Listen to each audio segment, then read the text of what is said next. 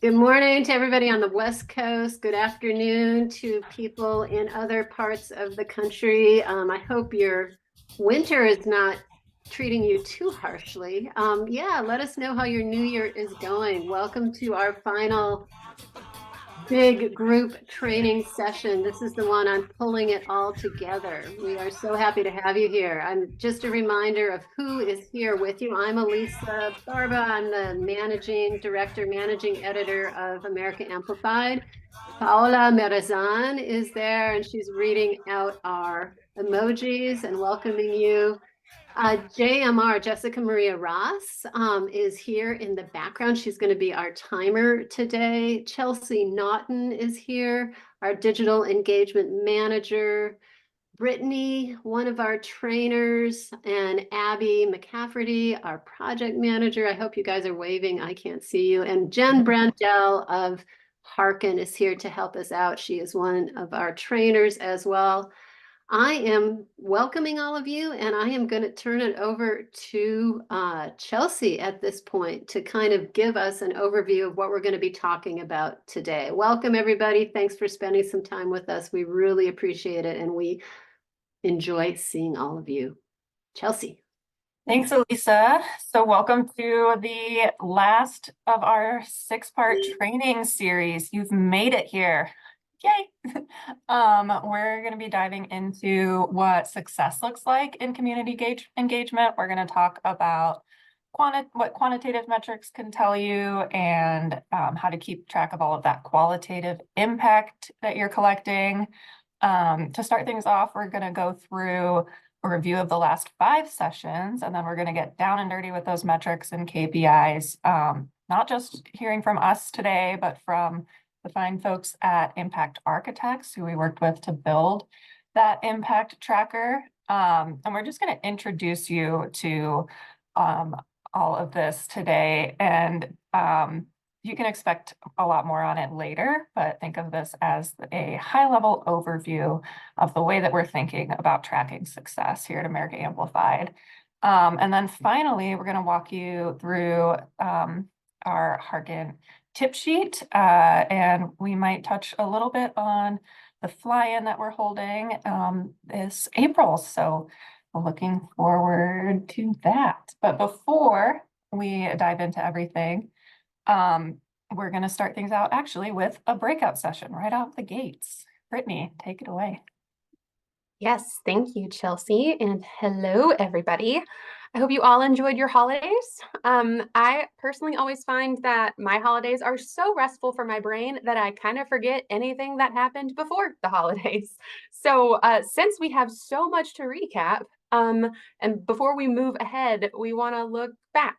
And we really want to know, what do you remember most from the training so far? And what are you taking away from all of this? So here's what we're going to do. You are all going to go into breakout rooms. Each breakout room is going to be assigned a session to recap. Some of you will be recapping our most recent session on partnerships. Some of you will be thinking like way back to our first session where we introduced engaged elections. Your breakout room will be like labeled with your assigned sessions. And we also have a document that will help you, which I'll talk about in just a second. So as you recap, what you're going to do is identify 2 to 3 ideas or takeaways that stuck with you personally from that particular training session. And then as a group, you're going to choose 2 takeaways that you think are important to highlight from the session for everyone else to remember as well. You're going to add those takeaways to this Google Doc that Paula is going to drop into the chat. It's very like the one we used in the last session, if you remember, when we were talking about partnerships. When you click on that link, you're going to see a series of tables. You will pick the table that is labeled with your session and just go to town. We are going to have more groups than we have tables. So if you see someone else writing in your table, that is perfectly fine. Just pick one of the empty cells to write in. And if you're having trouble remembering what ideas went with which session, don't worry. That link is also populated with the links to the slide decks from all of the sessions. So if you want to refresh your memory, you can just revisit the slide deck from that session. Are there any questions about what I'm asking you to do before we get started? I'm looking for hands, and also drop them in the chat. I don't see any, which must mean I'm really good at giving instructions. So we're going to go ahead and get into breakout rooms and let you guys start discussing.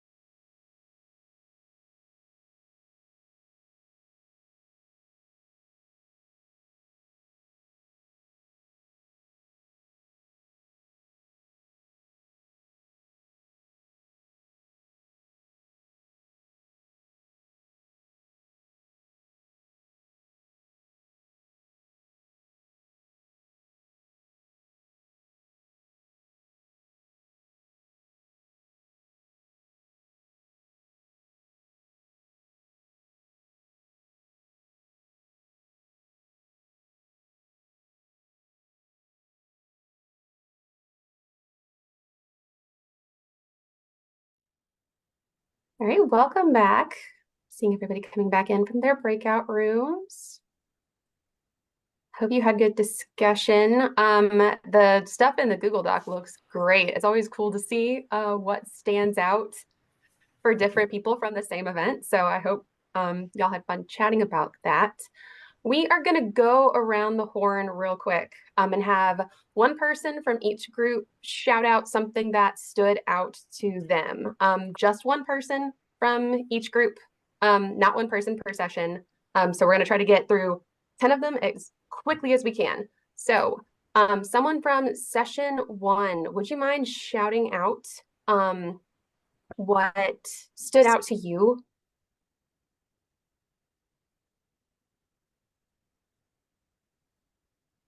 Carla was our scribe. Yeah. So I think for me personally, what I took away from session 1 was the difference between engagement and community.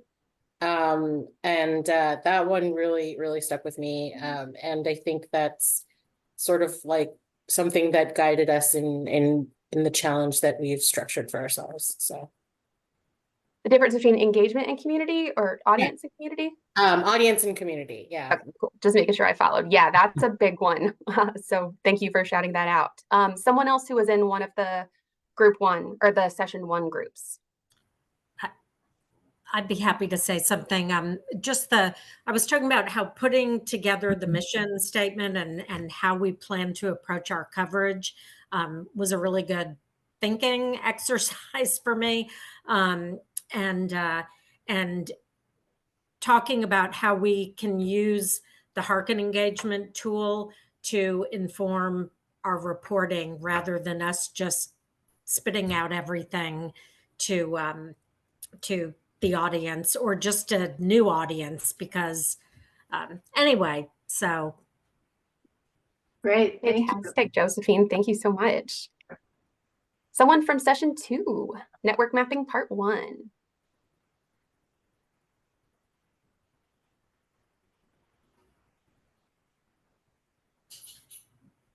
We've got someone who wrote maximize impact and minimize effort in choosing networking relationships. Who did that one? That's a really great one. You want to elaborate a little bit on what you chose? Okay, we're going to move quickly. Moving on.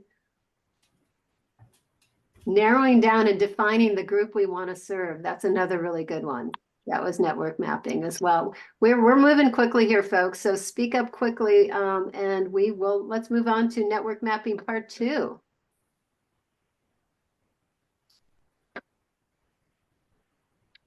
Anybody want to call out what you remember from network mapping part 2, session 2? For us, it was establishing a partnership or relationship with an organization that's already part of this group that we want to target. Excellent. Thanks, Michael. How about number 4, engagement strategies? Yeah, hi, I can talk for our group.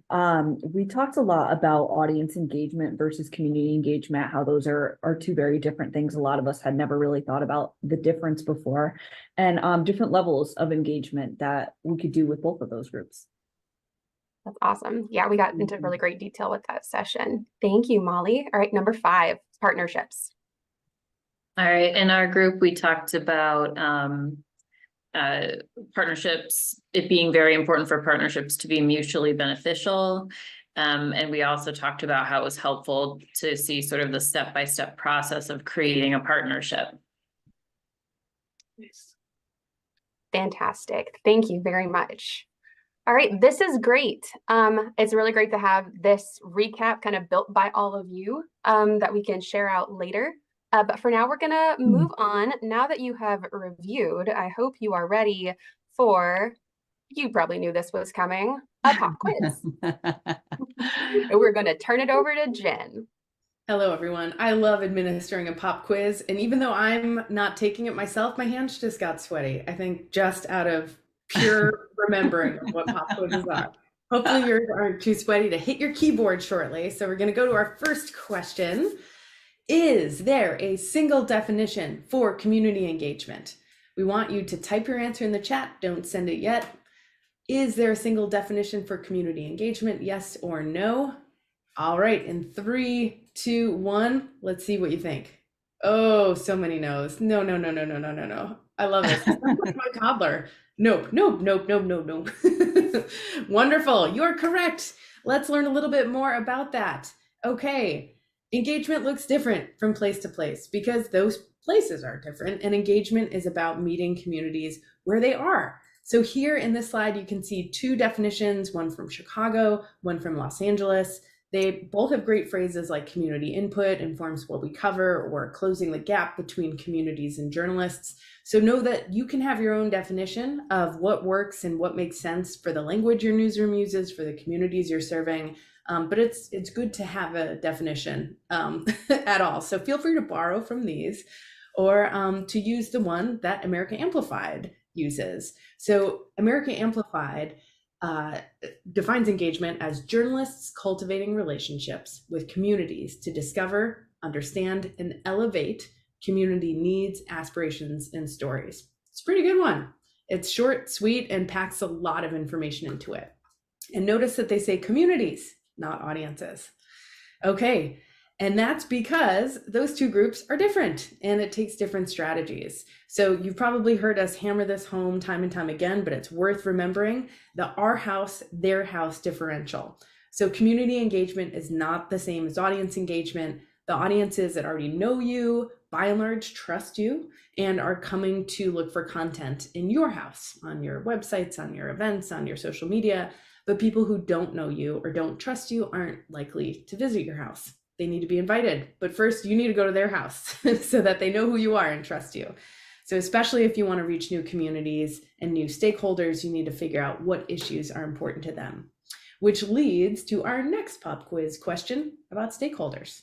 All right, this one is a true or false question. All stakeholders have the same amount of power and influence in a community. All right, type in the chat true or false. I give you 4 more seconds. 2, 1. All right, hit go. False, false, false, false. I like the nope. Yeah, excellent. If anyone said true, I want to move to where you live because that sounds like a great experiment in democracy. So the stakeholder definition, just to refresh your memories, is a person with an interest or a concern in something. So we're all stakeholders in something, probably in a lot of things, but we don't all share the same stakes necessarily or have the same power to influence those stakes. So a homeowner doesn't have as much stake in local rent control law as someone who rents, but they might have more influence because they have money and time. So we want to hear from stakeholders, even if they don't necessarily have quote unquote power. Stakeholders are also part of a network, and we spent some time network mapping. So you probably remember this, how stakeholders will fit into a network. You hopefully remember making these. They're very fun, and hopefully you've been using them on more than just the stories you're doing for elections. So network mapping can be used to visualize the communities you want to focus on and think about them with greater complexity and greater nuance. All right, so network maps help us visualize the unseen community infrastructure of interrelated groups, so like churches or support groups, volunteer organizations, which brings us to our most recent session. And our next question, which is a good reason to partner? We have a few choices here. I'll read them out. A, to better understand your audience and community's needs. B, to connect your journalism to people affected by the issues you're covering. C, to increase your capacity to gather or reach different and particular community members. D, all of the above, or E, none of the above. All right, so load it in the chat, A, B, C, D, or E. And in 3, 2, 1, let's see what you think. Ooh, very good. All of the above. You all are A+ students. Excellent. And that's not all, folks. All of these answers. There are other reasons to partner, including expanding your source lists through partnership, finding places to host gatherings or events outside of normal locations. We're actually going to throw in the chat right now the Google Doc of why to partner and why not to partner that you all helped to generate in our last session. So just to remind you, you do not have to partner. Sometimes you don't have time to think through and make a partnership equitable, or how to really articulate the boundaries you need or observe for the news gatherers, but partnering can really enhance your project, build trust, help you connect to communities that you don't usually connect with. So we really encourage you to try it this coming year. All right. Now, one more reminder. Last time, JMR led us through 3 key steps in developing partnerships. 1, to get internal alignment among your newsroom, your organization, people who are going to be working on whatever the partnership or project is. 2, to bring them all together for a shared vision, so you're all on the same page, you invested in the outcomes, there are no big surprises as to why you're doing what you're doing.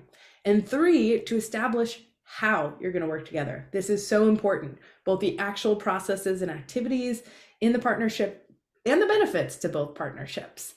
So we're also going to throw another handout in the chat about how to partner, which goes over all of these things in more detail. So I think with that, our pop quiz is over. You did it. So we at America Amplified and our colleagues at Dunder Mifflin are all very proud of you for making it this far and for retaining everything we've thrown at you over holidays and lots of news events and your lives at large. So thank you so much, y'all. I'm going to throw it over to Elisa for our next part of pulling it all together. Hey, everybody, you did a great job. And we have just used a half an hour of our time together recapping, and that we had to recap because it is so important, because we are now trying to pull it all together, right? So you're A+ recapping students, and now we need to know how we can earn high grades as well on the journalism and the engagement that we are going to go forward and do. How are we going to measure our engagement? How are we going to know whether our content actually meets information needs, whether we're reaching the community we're focusing on, if we've had an impact? Why is it important to measure this kind of stuff?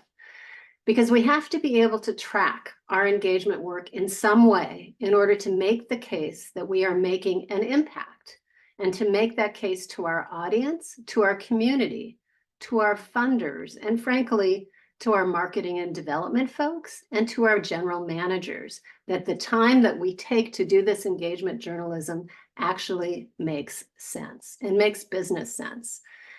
So that means tracking things perhaps in a different way we've done in the past, but let's talk about right now how we track success as journalists right now. And I want you to think about, how does your newsroom value success? What are the metrics that you use to say you're doing a good job as a public media journalist right now? And can you put them in the chat? I would like to hear how you actually measure your journalism success right now. Just some of the traditional metrics that we've used. Oh, we just had someone say metrics. Okay. Diversity tracker. Okay. Okay, referenced by leaders. I think that's a great one. We see a lot of that in the Latino community, you know, when I work with stations who are trying to reach that community. Page views and downloads. Social media engagement, I think those go side by side. Likes and share. Readership size of radio audience. Okay, we got a lot of views. Membership and diversity tracking. I think we have a lot of things in common between the stations, definitely in that area.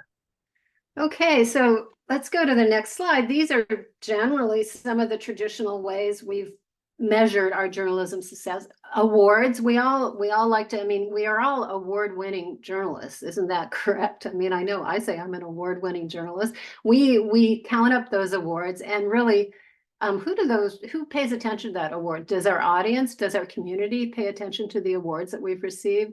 We look at the revenue that we're bringing in. We look at peer recognition. You know, does everybody know that I'm a great journalist? We look at metrics. Big deal for many of our public media stations, getting a local story onto NPR. That's usually a metric of, hey, we're doing a good job. So another word for metrics that we often use, or that we hear maybe in marketing or other departments, are key performance indicators, KPIs. Here's how we think of KPIs at America Amplified. Something that shows how well you are meeting your goals. And they're not just numbers and anecdotes. They are something we can use to analyze and learn about how our work is resonating with our audience and our community. So given what we're embarking on in the next year, I want you to challenge your definitions of success. Do the traditional measures of success work in engagement journalism? Do they express the values that you're bringing to this effort as you're building trust and building relationships? Think about your mission statements. I talked to some of you to pull out the mission statements that you created earlier on in this process. Let me read a few lines from them. One station said, "We strive to amplify voices in underserved communities and encourage civil discourse on the issues facing our region. Another one, "We are committed to covering election season in our state through a citizen-centered lens that prioritizes constituent needs." A third one, "We will listen to the public's questions and concerns for guidance on how we will best serve them."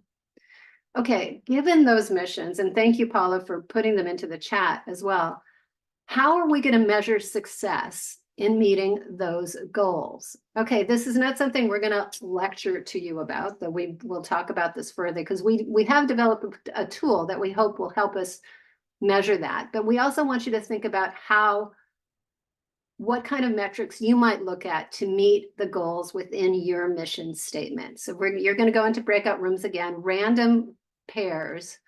And go ahead, Brittany, you will introduce this breakout room activity, think.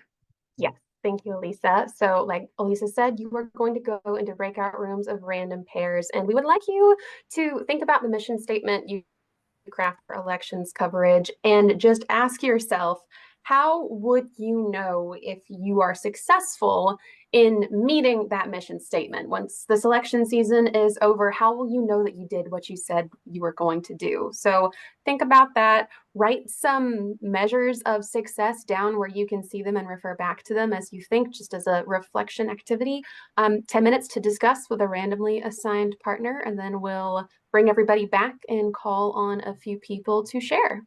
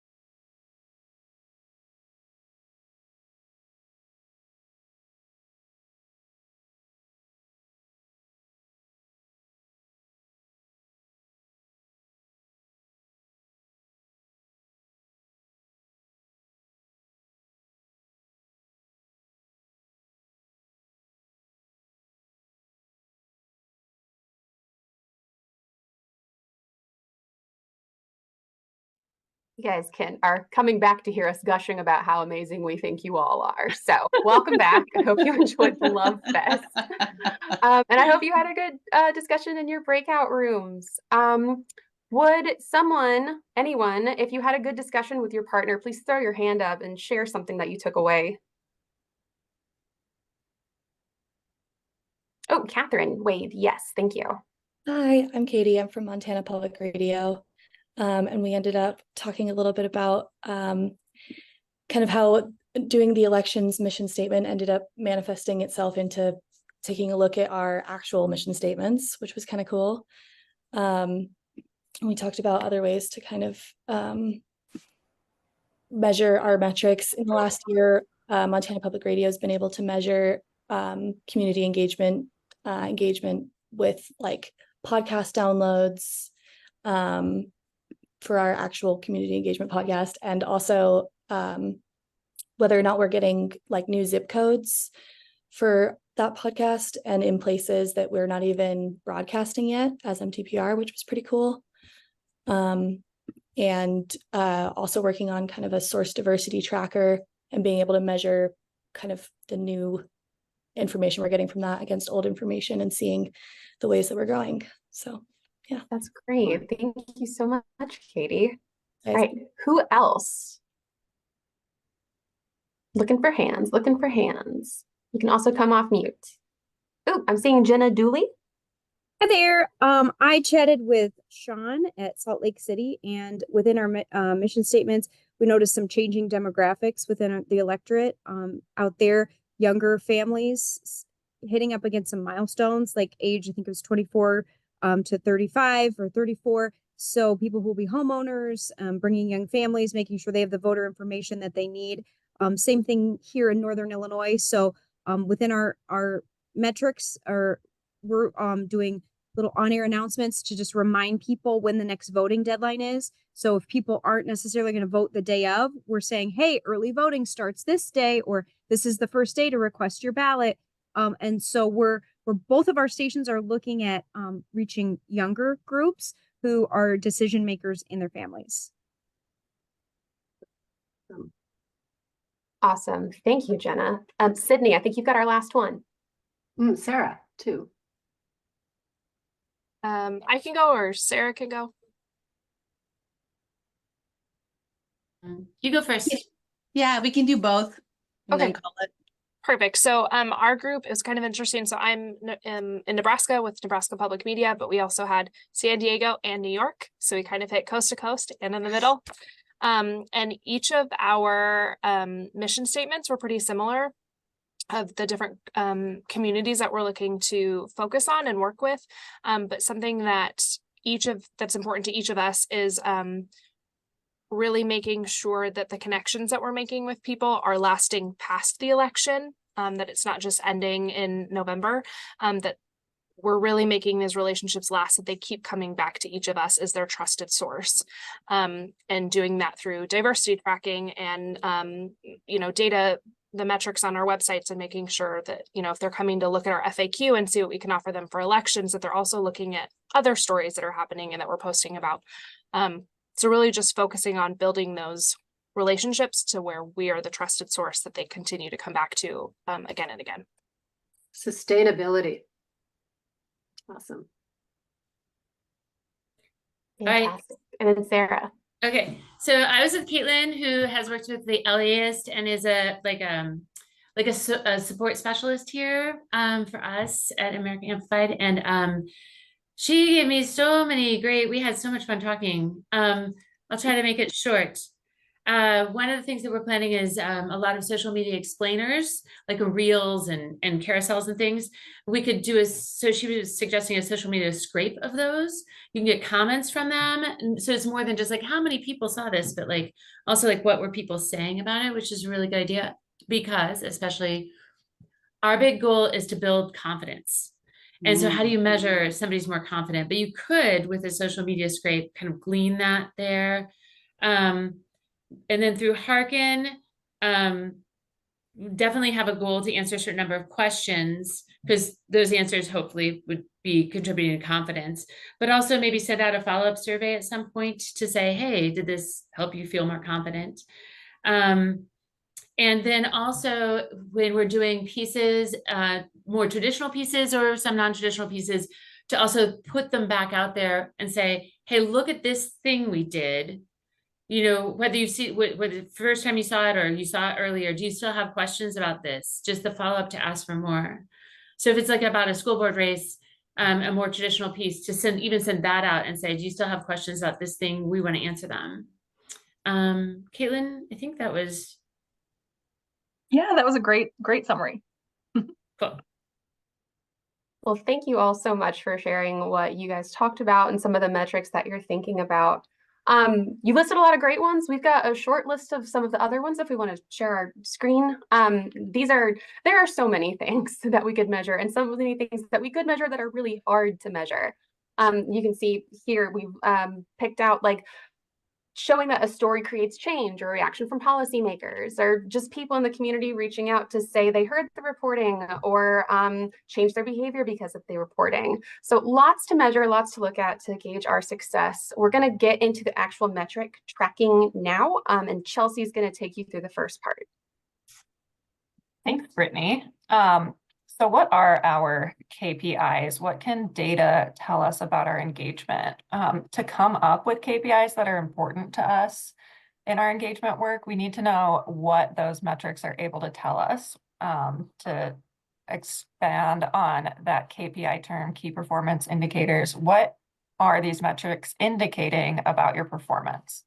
We don't want you just tracking data because someone told you to. We want you to know why you're tracking a piece of data or a metric. So we're going to dig into some of that background. There are two types of KPIs that we talk about. Quantitative, which is something you can count, and this is traditionally what we talk about the most when we're talking about metrics, and we're measuring ourselves in public media and media in general.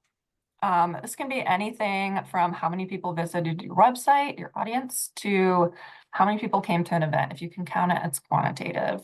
Qualitative is something you can experience. So something that is feedback, like verbal feedback, it's something that is just not able to put into numbers, but we know matters. Those are the harder things to track, and we're going to dig into that later. We were discussing earlier, it's like moving from prose to poetry when you go into that qualitative data. Later today, we're going to introduce you to two different dashboards that we're offering you as America Amplified that you'll be using to track your metrics. But for now, I want to build up our understanding of quantitative digital metrics. So what digital metrics are most important in an engagement setting? If you've been in a newsroom, you've probably heard somebody talk about metrics like page views or users, but you might not know why that's important, especially if your goals are engagement oriented.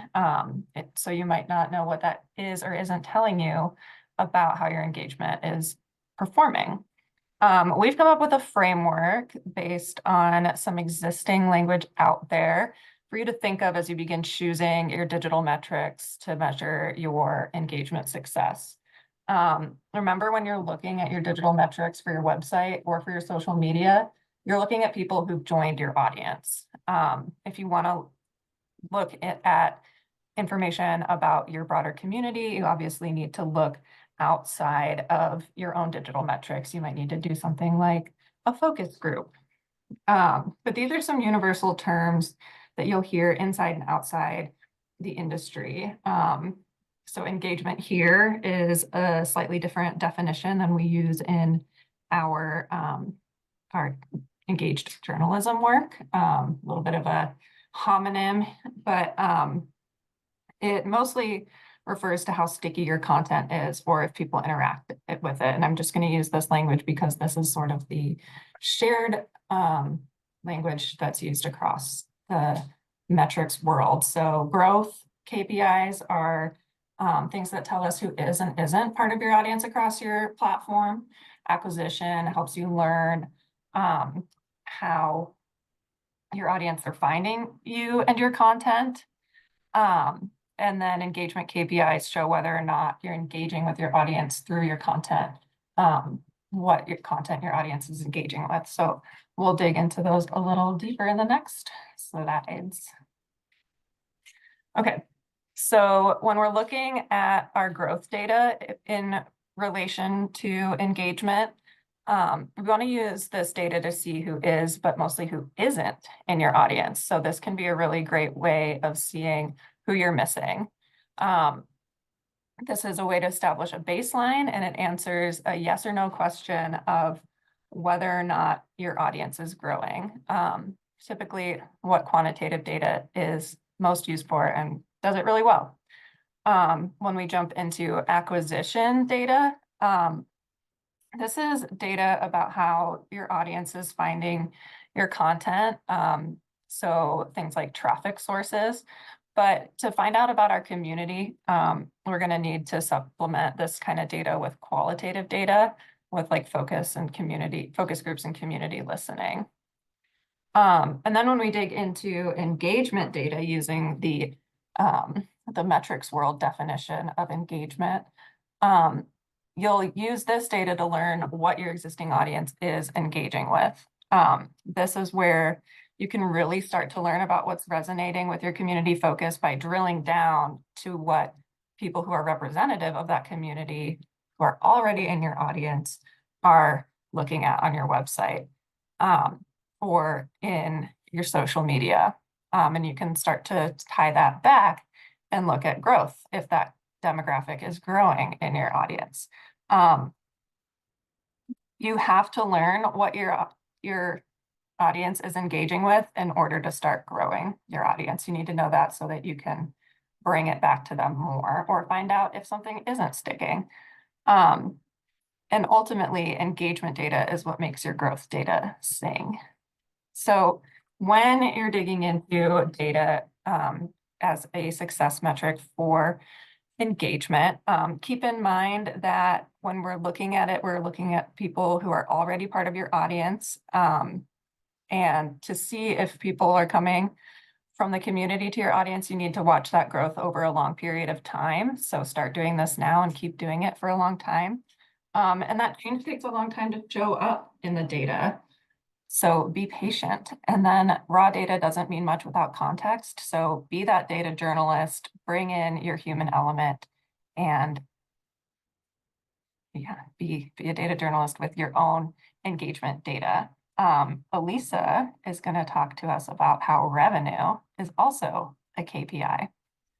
Okay, everybody, I know that a lot of these digital metrics are kind of new to everybody, or certainly I haven't had to pay a lot of attention to them in my job as an editor.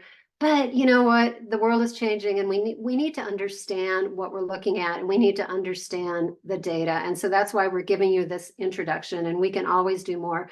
But the bottom line is revenue is a KPI. Revenue is a key performance indicator. Again, not something we've had to worry about over the years, but think about it in this way.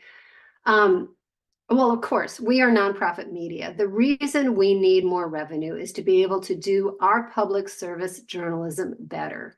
That's why revenue dollars are a key performance indicator. If people are giving, we're on the right track. So on a certain level, engagement has to be good business. And that's the bottom line. There is proof, and I think Jen went over this in an earlier session. We have some data that really shows that engagement drives revenue. And the bottom line really is that the more your audience feels engaged and heard, the more likely they are to support you. So we know that is true. We have the proof. Now we just need the data to show that we are making an impact and we can bring in the money. Guess what? It's time for a break. Thank you all for listening to this. This is a lot of heavy duty stuff. We are going to be throwing a lot of stuff at you, but we will review over the next few months. This is just an intro. So take a break, 5 minutes, go for it.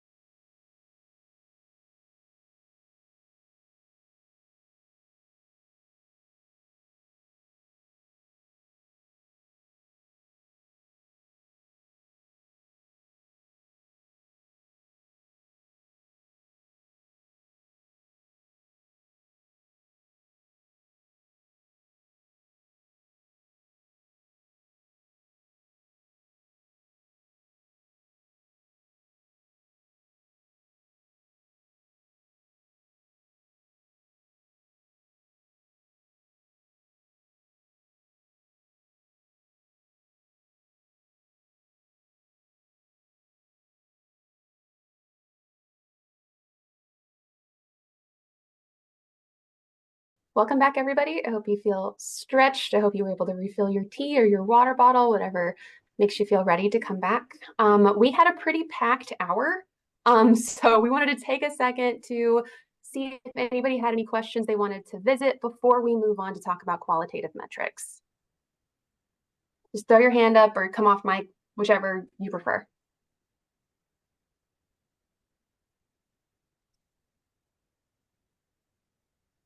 I'm not seeing any questions so far. I'm not seeing any hands go up, which if you don't have any questions, that is great. If one comes to you suddenly and you're like, dang it, I missed the question period, drop it in the chat. We're going to pull all the questions from the chat after this. And like we did last time, we'll go through, we'll answer them. We'll send you question or answers back directly to make sure that we get that taken care of. But if we don't have any questions, we're going to go ahead and jump into the next part of our training, which is what I like to call the squishy stuff, the qualitative metrics that can be hard to put numbers to. Okay, so we want to start by taking a look at some of the feedback we got from the midterm elections project that America Amplified did. These are some of the comments that stations received in response to their community engagement around those midterm elections. They're really nice comments. I would like, from a show of hands, raise your hand if you've ever gotten a nice comment like this on your own work. I'm seeing some hands, which is great. It is always nice to get kudos and accolades from our readers. Another show of hands. How many have ever kept that comment somewhere, like in an email folder or in a physical folder on your desk so you could go back and revisit it? Okay, I am seeing some hands. This is something that I used to do a lot as a reporter. I think a lot of us find ways to sort of squirrel away affirmations like this to remind ourselves that our work matters to other people and to make us feel good about the work we've done. These locations where we store this can go by a lot of different names. I used to call mine my happy folder because it was where I stuck things that made me smile.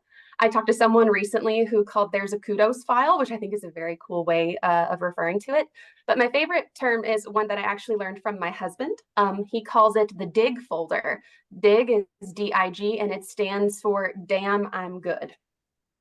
So the stuff in our dig folder, our damn I'm good folder, is more than just a little ego boost. The term doesn't actually matter. It doesn't matter what you call it. What I'm getting at is that a lot of us are already collecting and storing those things that we know are meaningful, but might not know how to measure or share.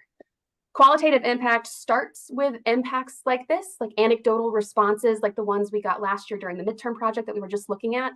It can be so many different things. Maybe it's an email from a reader thanking you for a story, or a card from a group you reported on, or a note from someone saying that they had changed their behavior because of your newsroom's coverage. Once I had an on-background only source tell me that the weeks we'd spent working together changed the way she felt about the media for the better. These things are huge, but they might not be accompanied by big numbers. But we know they're important to our community because they tell us about them. So how do we measure these things? How do we take the stuff that we've been storing up in our damn I'm good folders to tell a meaningful story? Because as we've said, we have to be able to track our engagement work in some way in order to make the case to our audience, to our funders, and sometimes to our own colleagues in marketing, development, and management that engagement journalism makes business sense. So how do we take the squishy stuff and turn it into shareable, compelling reports? Elisa is actually going to take us through that. Elisa, to you. Not only makes business sense, but makes sense as a public service, right? So let's talk a little bit about qualitative metrics. We have worked with an organization called Impact Architects, and they are a leader in this industry in terms of developing this kind of tracking the squishy stuff and turning it into data. So with their help, we've developed something that we're calling the Impact Tracker, that actually they call the Impact Tracker. It is a digital platform to help America Amplified and our partner stations understand the impact of our journalism by defining, measuring, and tracking real world change as a result. Now, most organizations, such as your own, you're probably doing some form of impact tracking. But the data, maybe it lives with your development department, with your GM, maybe it's in your marketing department, maybe it is in your newsroom. But this impact tracker is an effort to try to bring it together into a centralized hub where all of that squishy impact information comes together. And hopefully the idea there is that it will streamline workflow. It will surface trends and insights and reinforce your organization's critical role within the news ecosystem in your community. We may know or believe we're making an impact. With the impact tracker, we're creating the data that can prove it. So we started by building a framework for impact. What do we believe in? We defined impact. What is impact? And we define impact as anything that we deem important that is in line with our engagement mission. Now, we've created the parameters for impact, and we hope that they will actually follow through with your own mission statement. We believe that they will. So we defined impact. And then we looked at the indicators that can show that we have that impact. And then we developed a way to track that impact. And we are tracking changes to the status quo on different levels. And these are the different levels that we're looking at. 5 types of impact. Individual impact. And that's where readers, listeners, or viewers are engaging with our content to understand issues better and to impact their lives and change behavior. Maybe say, I'll give you an example, they're registering to vote as a result of our FAQs that we've put out there. And they tell you that they've done that. That is an individual impact. Community impact. New networks are formed, and existing communities and networks are strengthened because of our reporting. Perhaps we partner with a local nonprofit and we are creating with that partnership a new network through which we can share our content. Institutional impact, that's where a community, a corporate, or a government institution acts on our reporting. Maybe our reporting leads to a change in the way local election officials share information about the upcoming election. Media amplification, that's when our content is quoted in other media sources. And then organizational impact, that's internal. That is changes within your own newsroom or within your own organization where there's some maybe excitement about this kind of engagement work, and engagement work is beginning to become part of the workflow throughout the organization. So internal organizational change. I know that's a lot. We're going to talk about it, but we're going to go into a little exercise here. One more breakout room because we know you love talking to each other.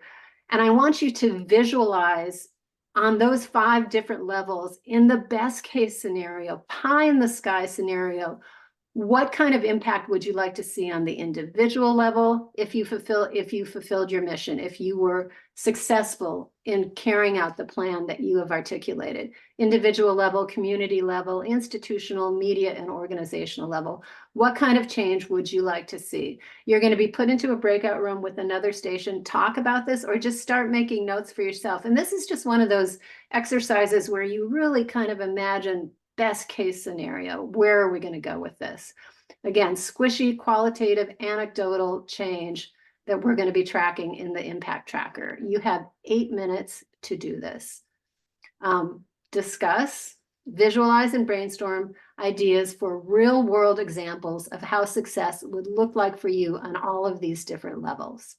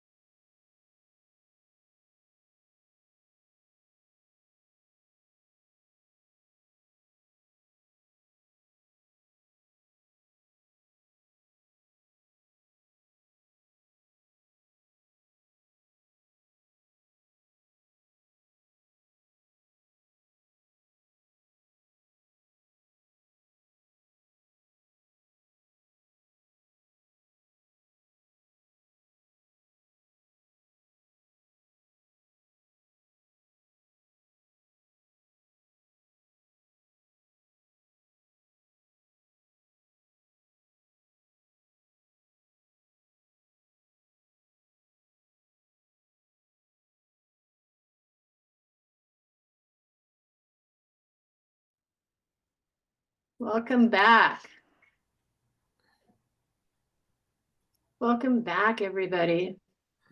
I hope that brainstorming, visualizing, vision quest session was useful for you. We are not going to be talking about it just because there's a lot to move on to, but I would recommend, if that was valuable to you, if you are seeing some North Stars in your metrics and your success goals, pin it up on your bulletin board there, share it with your coach when you have a one-on-one, and share it with your colleagues in your newsroom and say, hey, this is what we're aiming for. This is where we're going with this.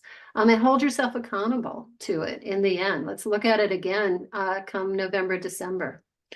All right, how are we going to keep track of squishy stuff like this? We're going to introduce you right now to a form, a survey that we will be sharing with you, our Airtable America Amplified Impact Tracker form.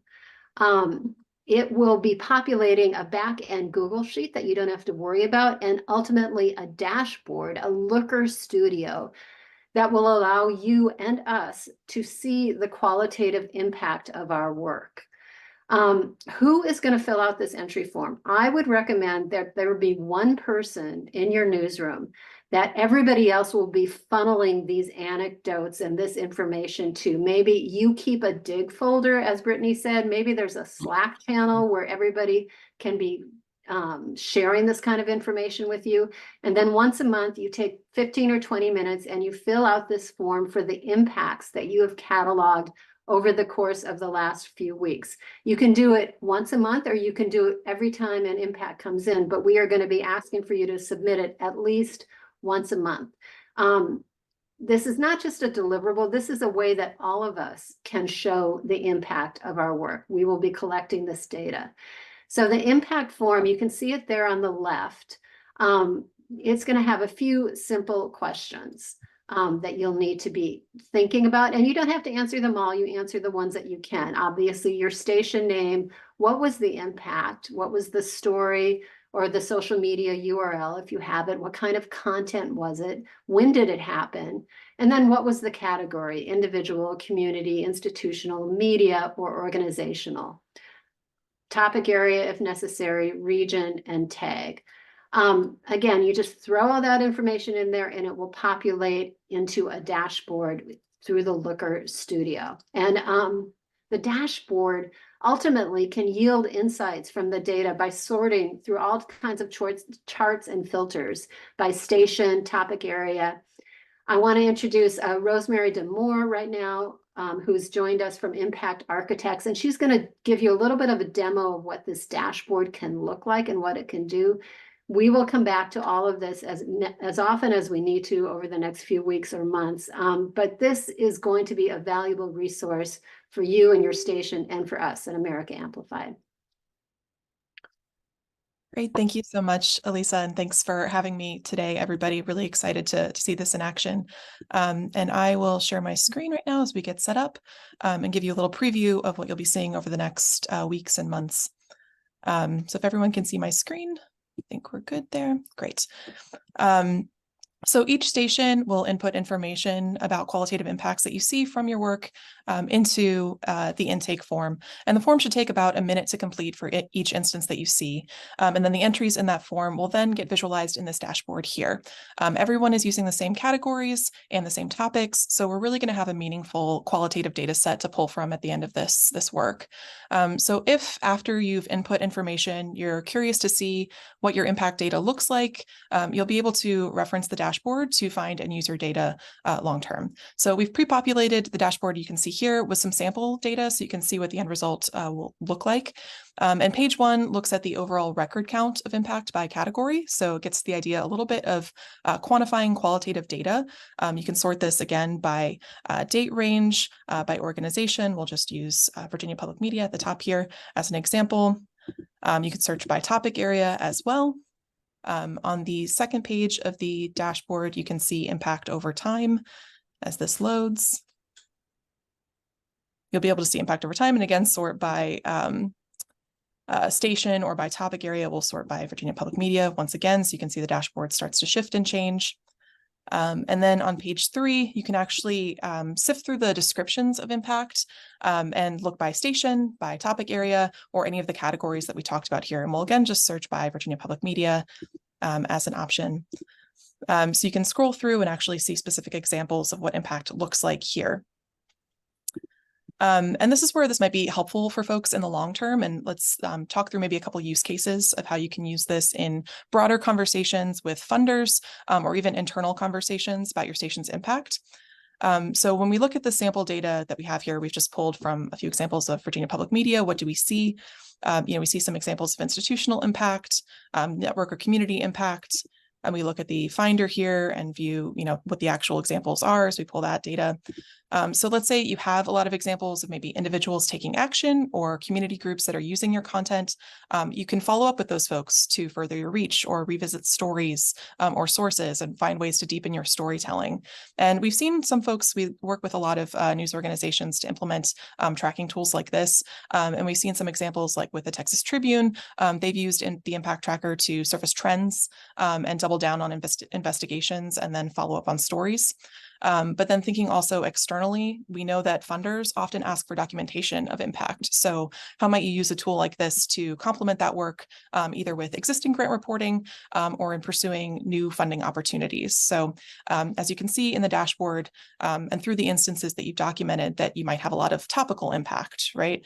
In this example that we've pulled here with Virginia Public Media, you look through and you say, well, we've got a lot of examples of impact happening among the topic area of local politics.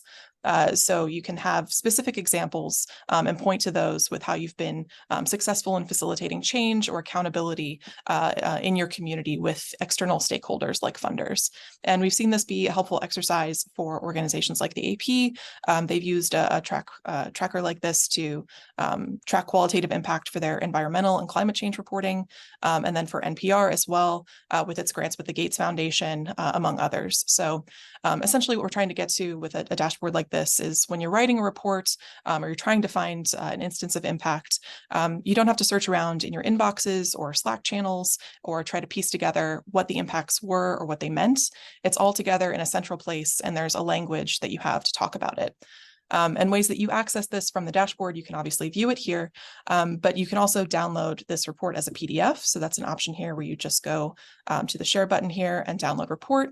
You have an option to download all pages or select pages. Let's say we want to look at the first two are the most important for this example with Virginia Public Media. You download, you see it's preparing the PDF here. And on page 3 of the Finder, you can also download this report as a CSV file and export this as a CSV as well. So that's something that you'll actually then be able to access at the end of your term with this project. So you'll have a record of all of the impacts that you've logged after this tenure with America Amplified is over. So the more you use this, the more real world examples you'll be able to show of really meaningful impacts of work to your stakeholders. And I think if you're feeling daunted by this process right now, we do know that impact is rarely instantaneous. So we know that it's almost certain that this type of data is going to come out over the course of weeks or months after stories are published. So ultimately what we're hoping to achieve with this is giving a workflow and a central location to put that unstructured data that probably already exists within your newsrooms to contribute to your efficiency and your storytelling. I'll pause here for questions and throw it back to Elisa as well, but thank you again for having me. I did share the form in the chat because it's ready to go, but we will be sharing it in other documents to come in days and weeks to come in various meetings. But I know we're throwing a lot at you, and we haven't finished throwing stuff at you, by the way. So now's a really good time to ask some questions if you're confused or lost, and let us know.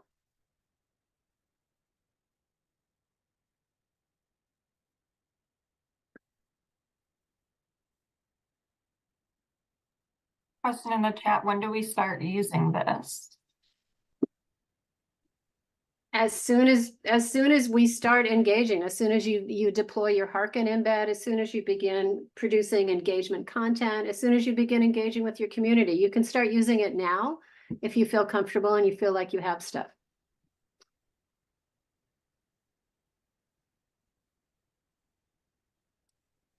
All right.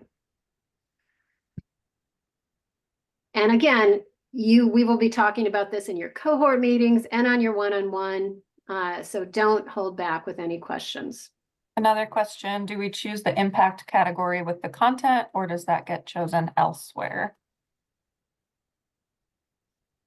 So you'll be able to see in the form there, you'll choose the impact category after you've chosen the content type.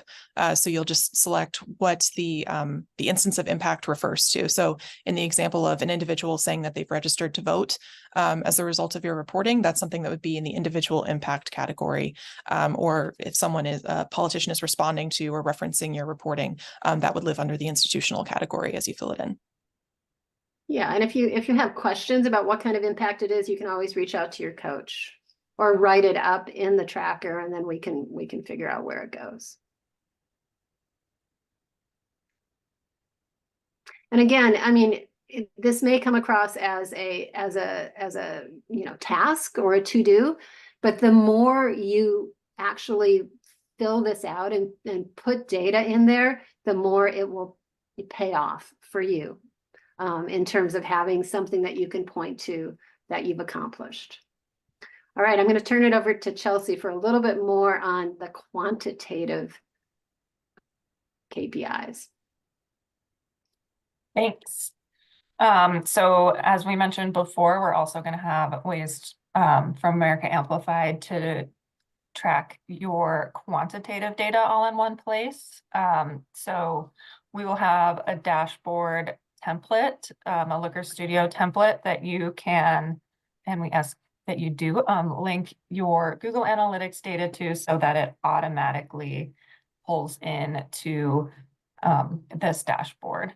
So on the first page of it, you'll see high level stuff, your growth, your who, that kind of data. And then you can see things from your individual story list. And then on the second page is where you can drill down to see how a specific story is performing.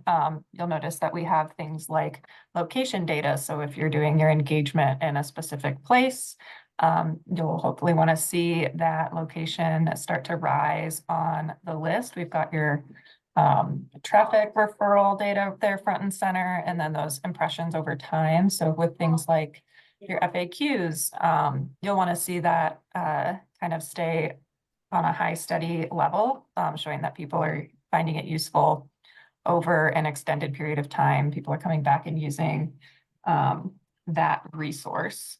So this one is just going to have your data in it, unlike the impact tracker, which will have everybody's data. We know that your analytics are proprietary, and not everybody's cool with having everybody's analytics showing up on one single dashboard.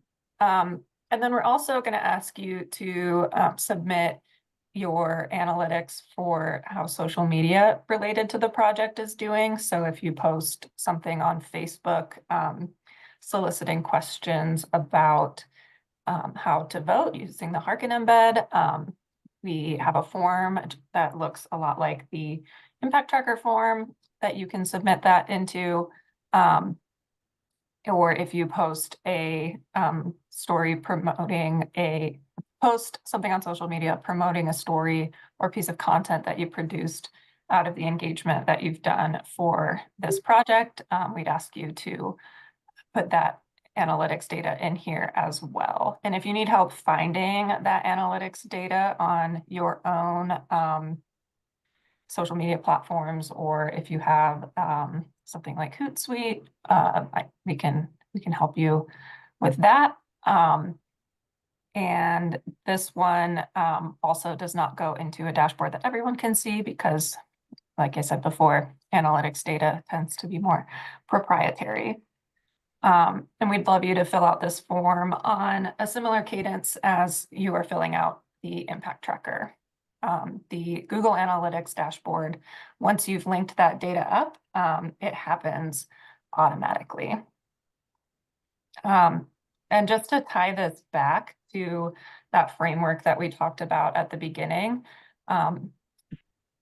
when you're looking at these dashboards and you want to use it to analyze how your engagement is performing, think about using that first page, those total unique users, to indicate how you're growing over time. You can change how long of a period of time things you're looking at on there. Think about tracking your total followers per platform on social media. And then look at that location data on that first page of the Google Analytics dashboard. For your website, look at that referral source on that second page. Think about tracking where your email signups are coming from, which is something that we haven't asked for on a dashboard, but is worth looking at. And then use that engagement information to tie it back to how growth is happening. Look at those unique users per story. Think about your total followers on social media again, number of likes, replies, or shares on each post, if that's increasing over time. And we can have a much deeper, much more nuanced conversation about this kind of stuff at a later date. This is just an introduction to all of these concepts. So feel free to reach out to us if you're feeling like you need a bit more guidance on this kind of thing. Are there any questions about these quantitative types of dashboards?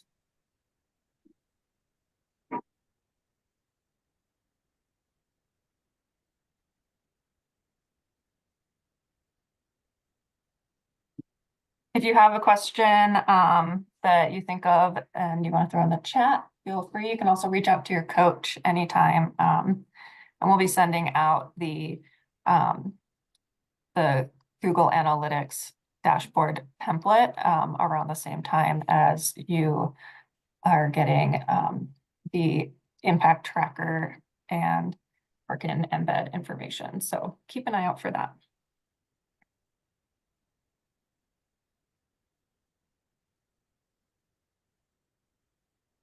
Well, I think we can jump into talking about our Harken embeds, unless there are any big picture questions, anything that we have talked about all day that you are still wondering about. That's before we move into more housekeeping oriented stuff.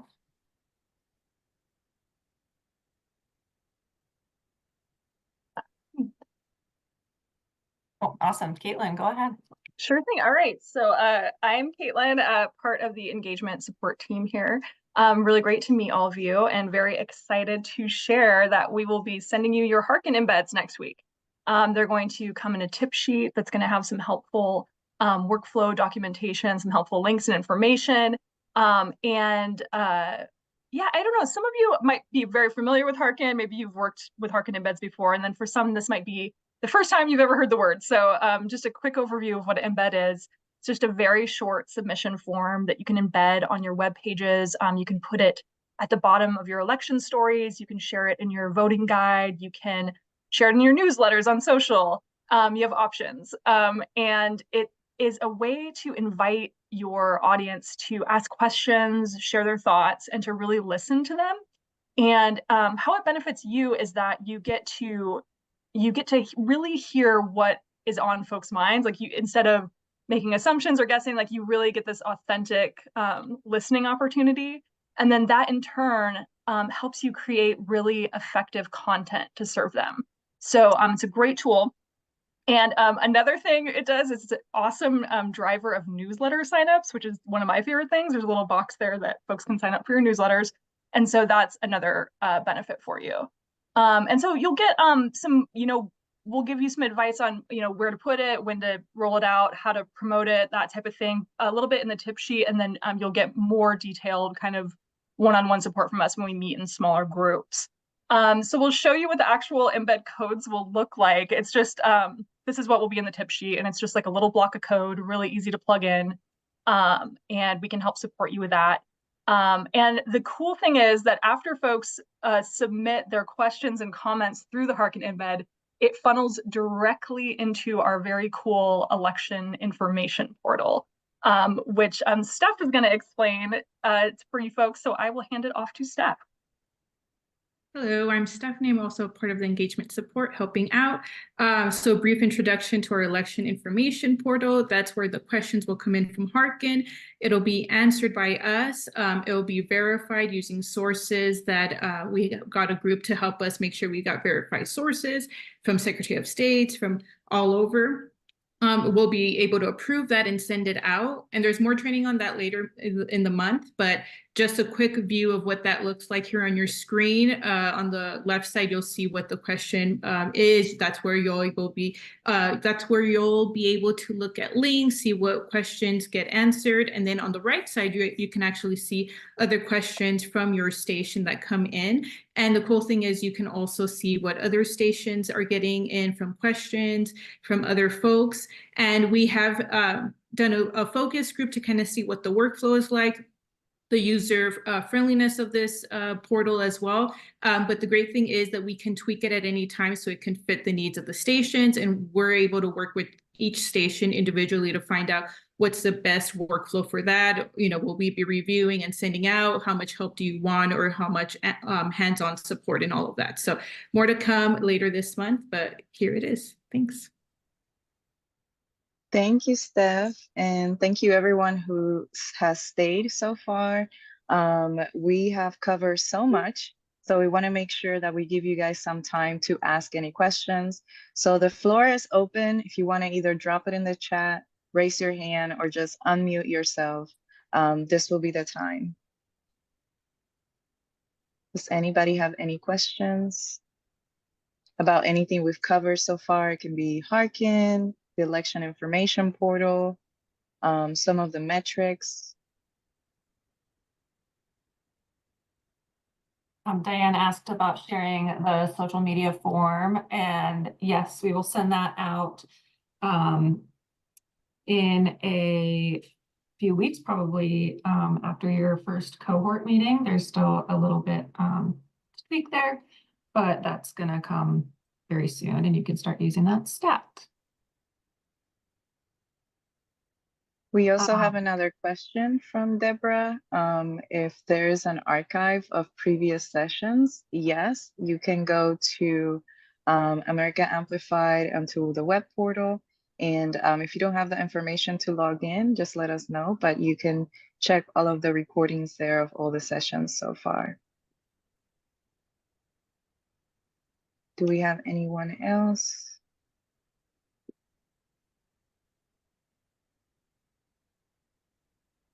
Anyone from the team wanted to add anything? Yeah, I mean, why don't we open it up, Abby, to the whole screen. We can take off the screen sharing at this point.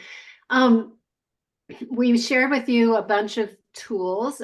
You guys are kind of beta testing a bunch of tools for the industry. There's been many discussions over the years about how to track impact through engagement. And this impact tracker is kind of the industry gold star at this point. And so we're going to see how well it works with all of us. Do you all, I'd love to see, do you think that these tools will be useful for you? Do you rue the day you ever joined America Amplified now that you see all of the tools that we are, all the things we're asking you to do? Or do you see some usefulness in the future? Do you have any questions about how to use these? Are you concerned about the ask? Or are you guys even using something similar, maybe? There's a question in the chat that from Elma, which I think some of you might also be using something similar. Submitting for each post might be difficult. Do you work with reports generated by platforms like Hootsuite? We can use that as long as it has the same data as the form. That way we can align it with the other data that we're going to have. So yes, but just make sure you check the form, and we can chat with your coach. I think that's Paula and Abby for you, Elma, about making sure that that works. And for those of you concerned, like Elma is at KPBS, about the amount of work to submit, we will follow up with you. Our goal here is not to make to put a burden on you, but to create systems that will help all of us in all seriousness as much as possible. And again, you know, you will do your best and we will do our best. We have found if we are not tracking these kinds of things, we don't have the data that we need to show, again, to our general managers, to our funders, to the CPB, to the Knight Foundation, et cetera, that the work that we're doing is reaping benefits for our stations. Another question, do we only have access to these trackers during the length of the project? I can speak to the social and Google Analytics, but do we want to talk about the impact tracker? Yeah, Rosemary, I don't know if you're still on. Yeah, sure. I can touch on that. So the impact tracker that we've set up is a centralized tracker for every station to contribute to, but the template that we have is freely available. So we could work with stations after the duration of this to help you set up and make a copy of this so that you could use it in your newsroom if that's something that's of interest long term. And with the Google Analytics dashboard, that will become something that you own but give us access to. And so you will have access to that in perpetuity. For social media, we will be generating reports out for you from what is getting submitted. So we can also talk about if there's a way that you would like to set up something for yourself for in perpetuity that would work for our reporting needs as well. So, and we will not have access to your Google Analytics in perpetuity. Yeah, you can remove us from that dashboard at the end of the project, but please give us access until then. This way you don't have to submit some data and analytics for every single story that you produce about this. We can just find what we need ourselves.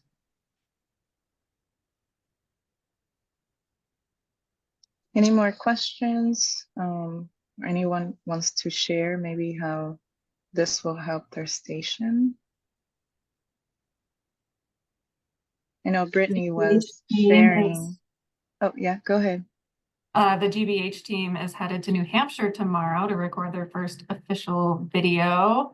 So wish them luck as they are really getting things rolling already with the election. Can you believe it actually happening, everyone? Hey, New Hampshire, or not New Hampshire, Iowa. Michael Leland, I see you. Are you ready in Iowa for what's happening next week? Oh, wow. As ready as we're going to be. Yeah, all right. Sending you good vibes. Well, we can give you back some of your time. Thank you so much for being part of this training, these 6 training sessions. We know we asked a lot of you. We hope it was valuable. We put a lot of work and effort into it, and I know you guys did as well, so we appreciate it.